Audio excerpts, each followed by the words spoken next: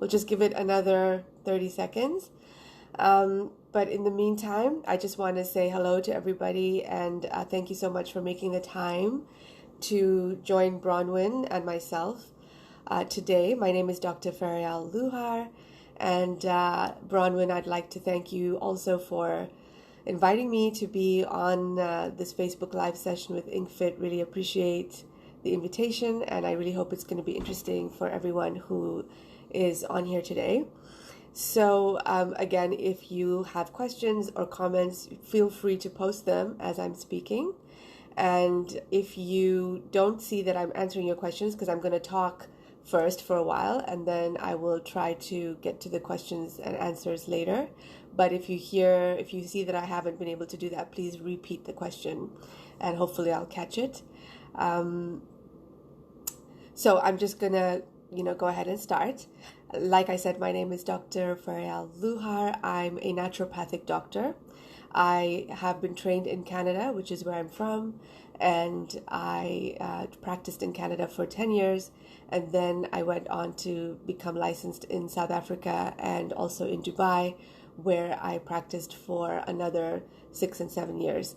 So I've been in practice for 16 years in total, and I'm joining you today from Canada, actually, because I had to come back here for this pandemic.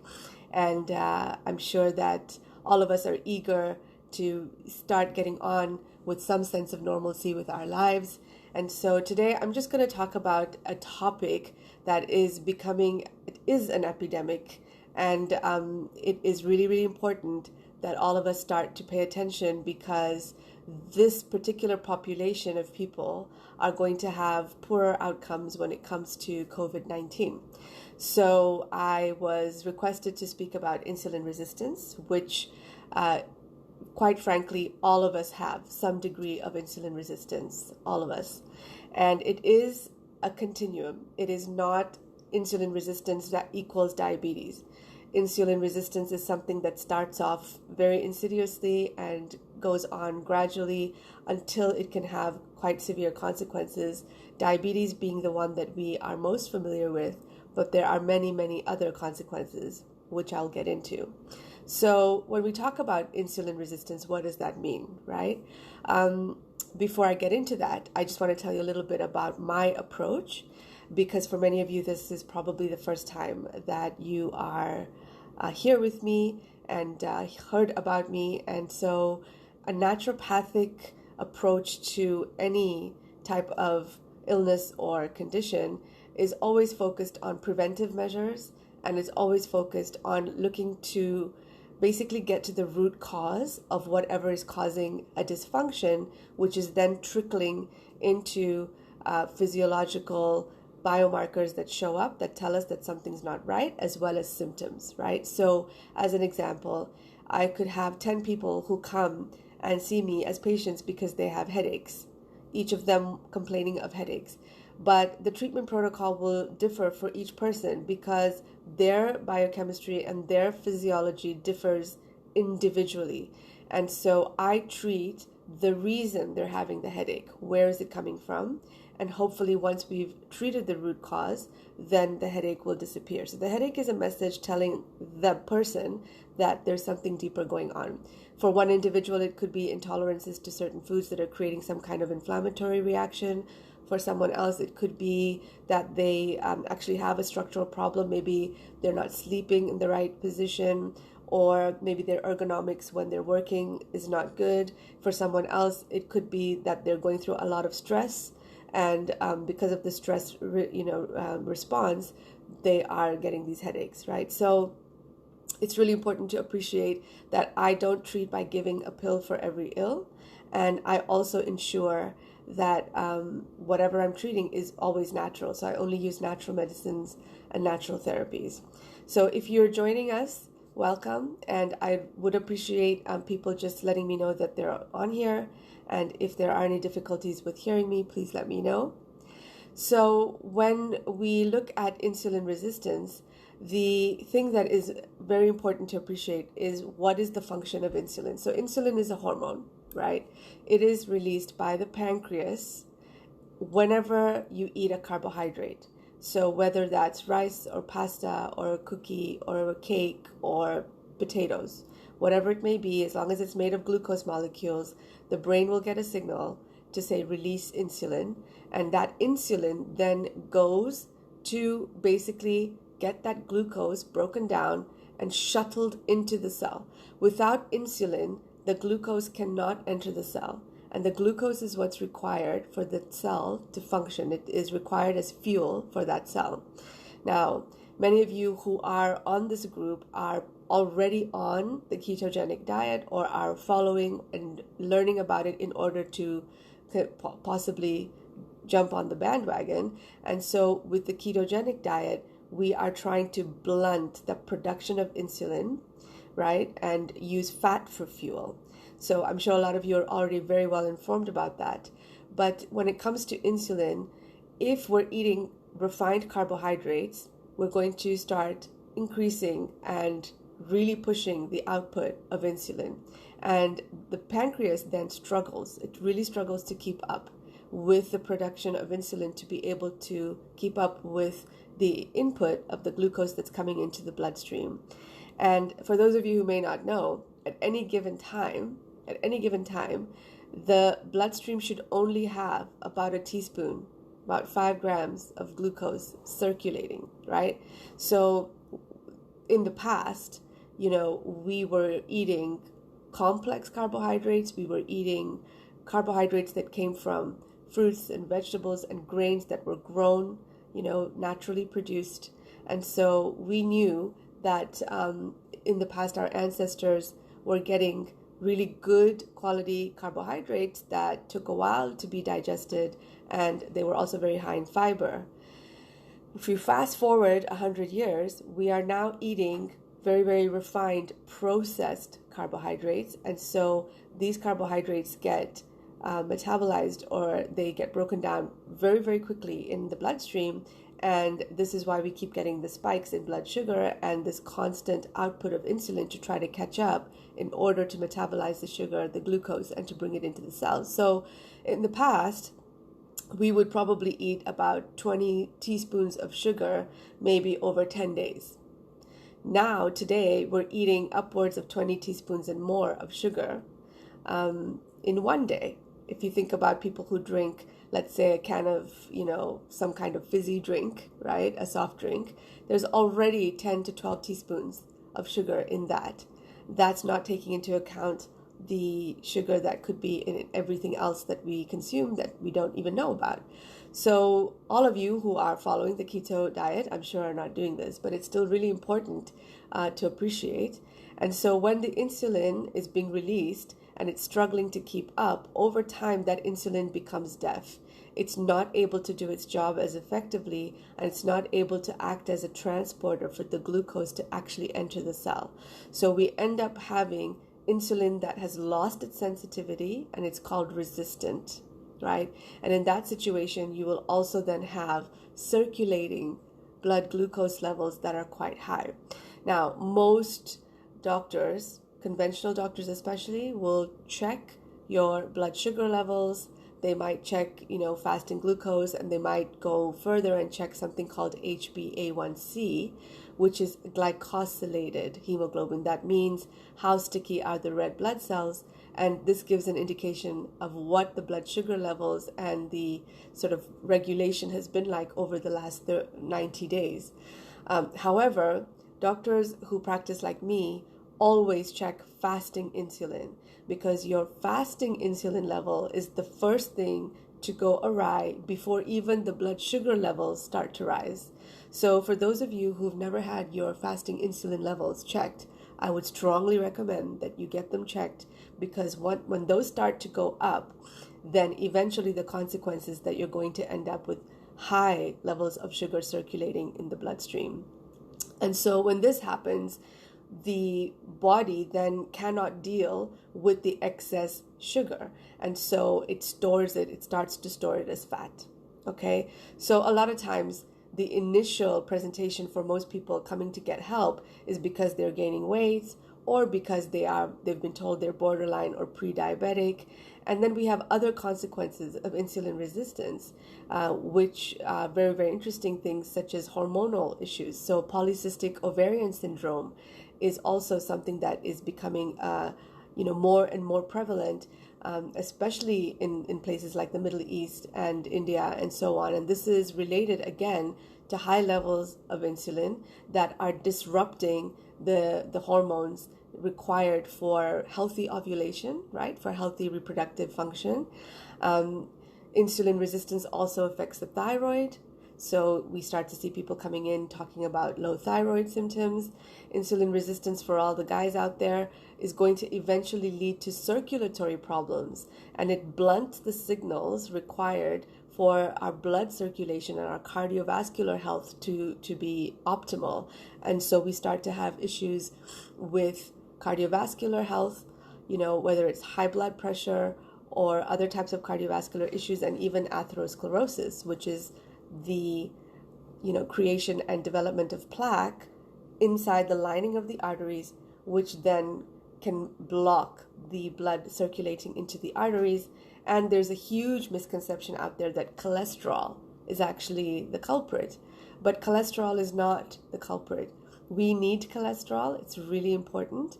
However, with cholesterol, it's important that it's good quality cholesterol. And so cholesterol comes from healthy fats, and not hydrogenated and not inflammatory fats. If that is what the raw material is to make cholesterol, then we're going to have other consequences. But the actual culprit that is not discussed enough is the sugar, right? It is processed sugars and other sugars coming from these different kinds of carbohydrates, which are not healthy for us.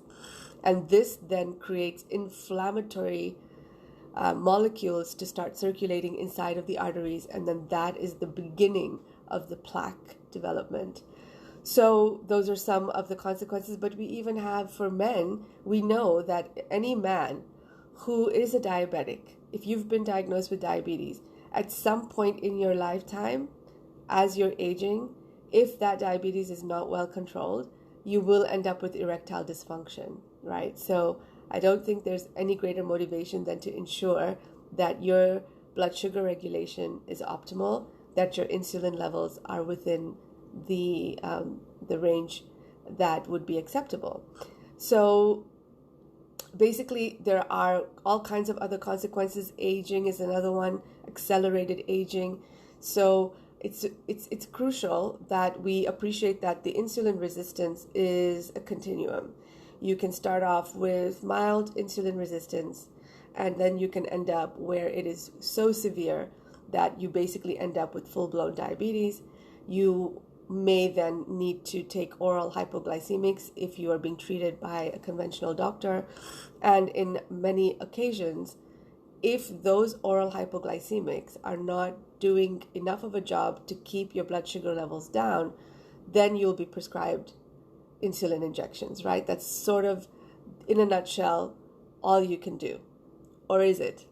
It's actually going to be hopefully very empowering for people to appreciate that with diet, with lifestyle interventions, with using other kinds of natural medicines, you can actually reverse this course, right? You can reverse this course entirely, and you can optimize your health, the way your hormones work, the way all of your physiology works.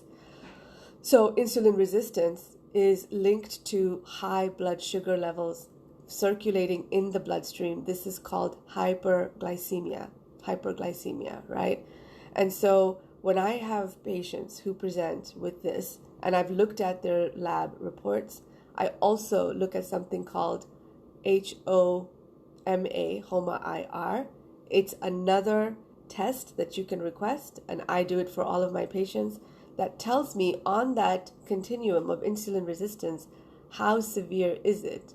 It's an index of the severity of insulin resistance, and it takes into account your fasting blood glucose levels and your fasting insulin levels. There's a formula. The formula differs depending on which country you're in and which lab you're using, and then you can see where you are. And generally, the end number we want is somewhere around 1.2. If your HOMA-IR result starts to go above 1.5, 1.8, close to 2, then that means we have very, very severe insulin resistance, and potentially that person is already diabetic. So at the end of the day, being preventive, being proactive, and making sure that you know your numbers is important. But then we have to treat it sensibly and intelligently. And I always start with what's going on inside the body. What are we putting into the body? What's coming out of the body? The naturopathic approach, as I said, is to look at things holistically. It's very comprehensive, and we try to then improve the sensitivity of the insulin. So, if people have questions about that, we can certainly talk about it. But I wanted to shift gears a little bit and discuss immune function. So, hyperglycemia, or high levels of blood sugar circulating in the bloodstream, already weaken the immune system. We know that sugar is inflammatory. We know that it is acidic. And so when you have high levels of sugar circulating in the bloodstream, it's going to start impacting the immune system, especially things like the white blood cells, the neutrophils, the natural killer cells, the macrophages. These are all of the immune cells that are really important because they are the ones that recognize foreign invaders such as bacteria, viruses, other types of pathogens. And they're the ones who, once they identify the invading organism, they recruit other immune cells to come and help them to basically destroy that pathogen, right? So we need that to be working well. And we know that if you're taking in sugar, especially in its refined forms, we can deplete immune function by tenfold at any given time. On top of that, our immunity is also very much linked to our gut health. And so when we talk about gut health, what I'm highlighting here are the healthy bacteria that reside inside of our digestive system, in our intestines, that are responsible not just for extracting the nutrients that come from the foods that we're eating so that we can actually assimilate those nutrients and eat them and use them in our body, but these healthy and friendly beneficial bacteria are also 70 to 80% of our actual immune response. So they are like the military that are keeping foreign invaders away, foreign invaders at bay.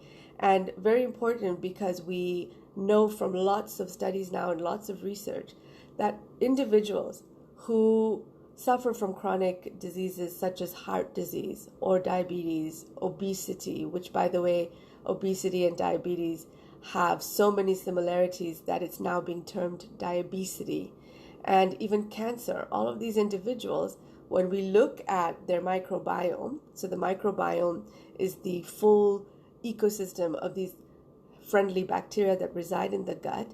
What we want in a normal individual, in a healthy individual, is a lot of diversity, different species of healthy bacteria, and in high populations. But in those suffering from chronic diseases, the bacteria in their system, their microbiome, lacks diversity, and it's very, very low in population. So already we know that this is a major, distinction, and it's going to impact their immunity because they don't have the, correct amount or the ideal amount and the ideal diversity of bacteria required to be able to deal with any immune issues that come up. So it's twofold, right? We've got the gut that's really, really important, and the microbiome, the healthy bacteria. All the bacteria respond to their environment. So good bugs, which is what we want, they like good food, right? But the bad bugs, they like bad food. And it's a bi-directional communication where the bacteria are able to communicate via the vagus nerve back to the brain. And then we can get all kinds of cravings for all of the foods that the bad bugs want. Along with that, if you have too much glucose circulating in your bloodstream, then the pancreas is constantly trying very hard to release insulin to try and get that glucose into the cells. But if the insulin has become resistant, it's not able to do its job. So I do hope that it's clear, what is happening. It's quite complex, but very, very important to appreciate the background so that we know how we can approach it. And in, today's climate, where we're dealing with a virus that we're still learning a lot about, COVID-19 is, coming from the family of coronaviruses, which we have experienced before in our lifetimes with SARS and with MERS, but it is still novel, it is new. And so the scientists and the experts are still learning a lot about how this virus works and, how it's actually associated with some of the morbidity that we're seeing. And one of the things that I feel is really important to discuss today is the fact that those individuals who have these chronic conditions, we're seeing have the poor outcomes. It takes them a lot longer to recover from coronavirus, or they are the ones who end up succumbing. So why is this? Why is the coronavirus or the COVID-19, why does it have this advantage, over those people who are diabetic, let's say? And there are a couple of theories, or I shouldn't say theories, but they're hypotheses that are being discussed. We will find out more and more as we go, of course. And so I just wanted to share some of those with you. And the first is the way that the virus actually attaches to the human or the host cells. Okay, so when I did a live session on Instagram a couple of times in the past, I created just a cute little model that I'm just going to show you of what I would call my little colorful coronavirus. So these little spikes that you see, right, are on the surface of the coronavirus. And the spikes, the reason it's called corona is because they look like a crown. That spike needs to attach onto the surface of the human host cell. Once it attaches successfully and it locks and docks into place, then it's able to release all of its RNA, genetic material, into the host cell. And that is when it will start to take over the machinery of the host cell, hijack that host cell, and then start replicating and multiplying and creating more and more of the virus. So that point at which it attaches onto the human surface receptor, it's called an ACE2 receptor, right? ACE stands for angiotensin converting enzyme, and it's linked to our bodies when we talk about how the body regulates blood pressure. So ACE2 is also linked with the renin-angiotensin, which is the kidneys, linked to that system in relation to how the body governs blood pressure. ACE2 receptors are very, very, very prevalent on the lungs, on the surface of the lungs, what we call the pneumocytes. So these are the lung cells. But you have many, many ACE2 receptors in other parts of the body as well, the kidneys, the heart, the gastrointestinal system, and also it's going to impact the pancreas. And so when we're talking about COVID-19, what's interesting here is that those ACE2 receptors, in order for them to function well, if they're being blocked by the virus, they're not able to function well. That's the first thing. The second thing is that a lot of the individuals who are diabetic or are suffering from heart disease, for example, are taking certain kinds of drugs. And those drugs, whether they are ACE inhibitors or other types of drugs, also use the ACE2 receptors on the human cells, the receptor sites on the human cells, to be able to do their job. Those drugs also attach to those receptor sites. And when they do that, what happens is that they upregulate, they increase more ACE2 receptor sites on the human cell. And so it's being hypothesized that it's possible that because people are taking those drugs and increasing the number of ACE2 receptor sites on the surface of their cells, that they're increasing the number of entry sites for the virus to then enter and dock itself in order to release its genetic information and take over the host cell. So that's another hypothesis, right? And this does not suggest in any way that those individuals should stop their medications. That is a conversation that needs to be had with the prescribing doctor. However, from a naturopathic point of view, there are so many things we can do to improve insulin resistance and get your insulin to be more sensitive, to bring down blood sugar levels, to bring down inflammatory markers. And by the way, when we are insulin resistant, we start to store the sugar, as I said previously, as fat. And those fat cells, every single fat cell, which is called an adipocyte, in and of itself is a factory for making more inflammatory molecules, something we call cytokines. So fat cells create more and more inflammatory cytokines, and they also continuously release more hormones. But that inflammatory cascade is also what is going to contribute to the severity of the insulin resistance. So when we start to lose the fat cell, such as by adopting something like the ketogenic diet, what we do is we shift the physiology from using the glucose for fuel, and so there will be very, very low amounts of circulating glucose, and therefore the insulin output also decreases because the pancreas can say, great, finally I'm getting a bit of a rest, I can just relax, I can take a little bit of a break and just get rejuvenated. And so when those drop and we start to use the healthy fats for fuel, which is actually a cleaner fuel and the preferred fuel for the body and for the brain, then we start to reverse this course and we start to basically lose the fat, and therefore also start to lose all of that inflammation that's going on.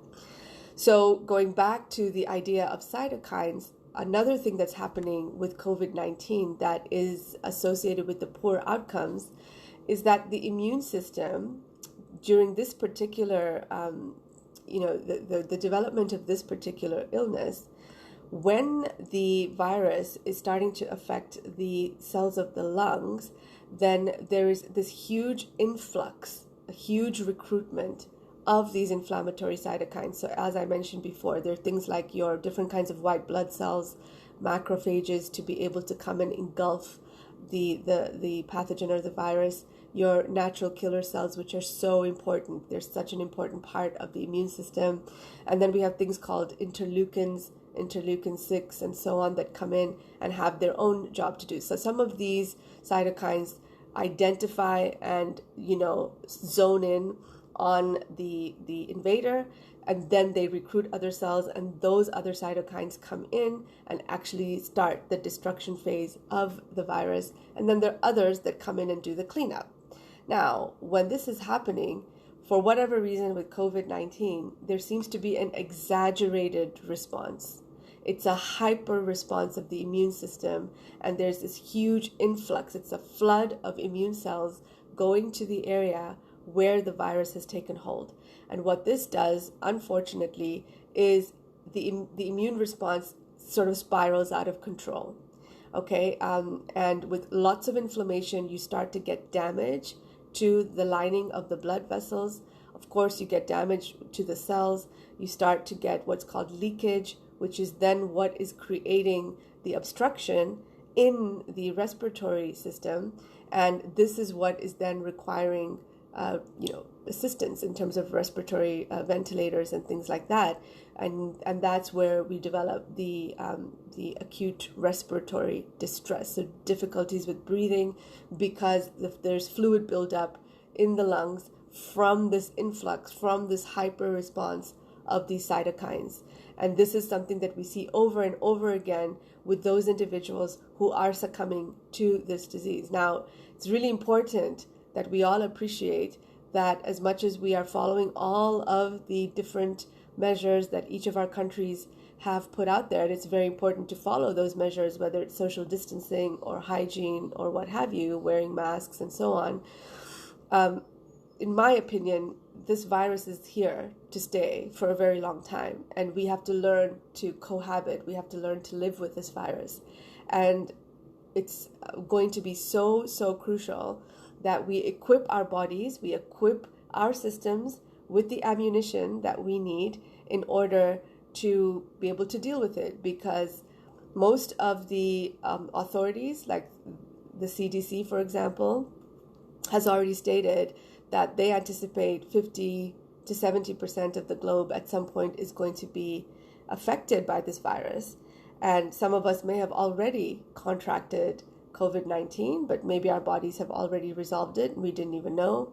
And so I think it's just important to appreciate that rather than trying so hard to deal with killing the virus, okay, it is, in my opinion, better to focus on enhancing and bolstering your immune defenses so that if, God forbid, you do contract the virus, you're going to be able to fight it effectively. And there's a lot more of this information on some of my YouTube videos, so you can certainly go and check those out, where I actually get into detail on natural therapies, natural medicines that you can use, and dietary recommendations to bolster your immune defenses. So when it comes to the idea of insulin resistance and COVID-19 and this whole cytokine storm, what we're seeing called the cytokine storm, the underlying denominator is inflammation. And very, very important to tame the flame, right? Inflammation is like this fire that's going out of control in our bodies. We want to extinguish that fire and we want to tame the flame. So you have to look at different ways through nutrition, through movement, through lifestyle interventions, of course, seeking out a doctor or practitioner who's able to look at your case specifically and tell you what you need, especially if there are other conditions going on at the same time. And we also need to take care of our mental and emotional health, because those things can also create more inflammation if stress levels are high. And from an inflammatory point of view, there are many things that we can do to bring down inflammation. I've spoken about something like the ketogenic diet, for example. But healthy fats in general, even if you're not on keto, are going to be so important. We need to be really clear that there are oils and fats out there that are not serving us. Hydrogenated oils, margarines, anything that's a vegetable oil. And, if we're eating fats coming from animal sources where those animals are not organic or are factory farmed or have been injected with hormones and antibiotics, this is going to increase the inflammation in our body. On top of that, if we're eating processed foods and sugars and other preservatives, additives, things we don't even recognize when we read an ingredient label, this is going to contribute to inflammation. If we're not sleeping well and we're not managing stress well, this is going to contribute to inflammation. So anti-inflammatory foods would be things such as, eating fats that come from animals that are organic, right? That are grass-fed, that have not been injected with antibiotics and hormones. Eating lots of beautiful, brightly colored and darkly colored vegetables and fruits, the whole rainbow of fruits and vegetables, right? And I usually encourage my patients to try to opt for 4 new vegetables or fruits every week. So every week, try to think of 4 different vegetables that you didn't have the week before.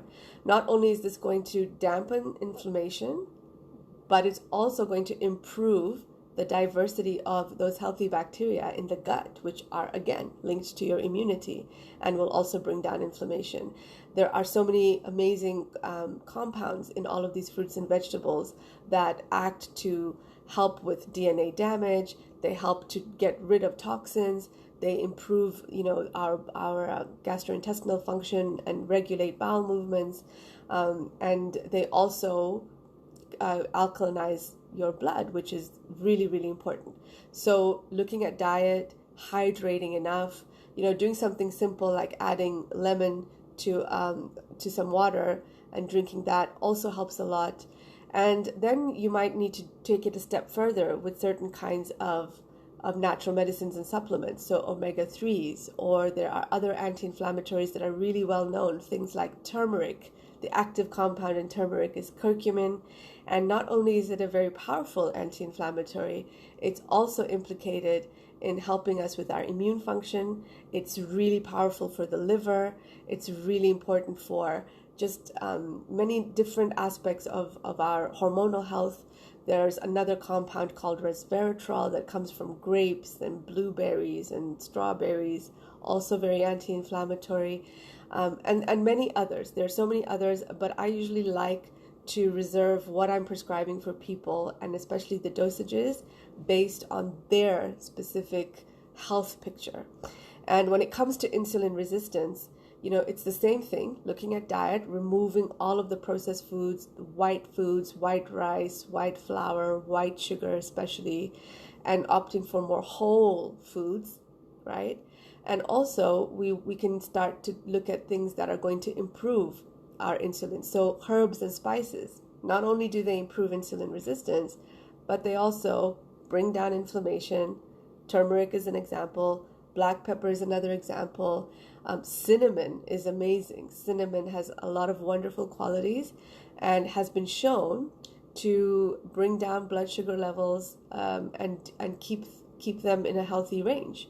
And then we might need to look at natural medicines such as things like fenugreek in a more concentrated form, or gymnema, or bitter melon, right? And bitter melon is also, if we talk about vegetables, there's something called bitter gourd that people can cook, and that also brings down blood sugar levels. And then my favorite is berberine, and berberine has been shown to be as effective as metformin. Metformin is also called glucophage, which is often prescribed for people who have diabetes. Berberine not only shows amazing efficacy when it comes to bringing down blood sugar levels and regulating insulin in terms of sensitizing insulin, but it also is an antibacterial. Like, it has amazing properties that are very effective to fight infections.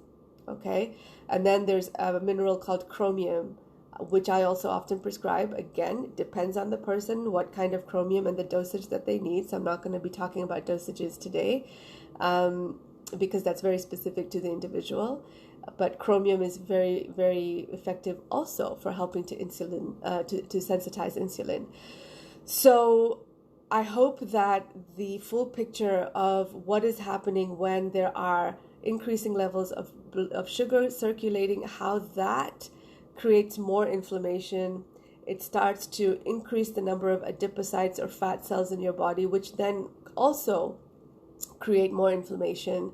And in the context and in the arena of this pandemic that we're experiencing, with all of the other things that we have to contend with, really, really important to get a handle on this, because if there is an issue of diabetes or hyperglycemia, it's going to be more difficult to fight the disease, just because that impacts your immune function. So I'm going to just sort of end it there as far as what I wanted to talk about. I'm happy to take questions or comments if anybody has any. So please go ahead and send me any feedback or any questions you may have. And if I can, I'll answer them on here right now.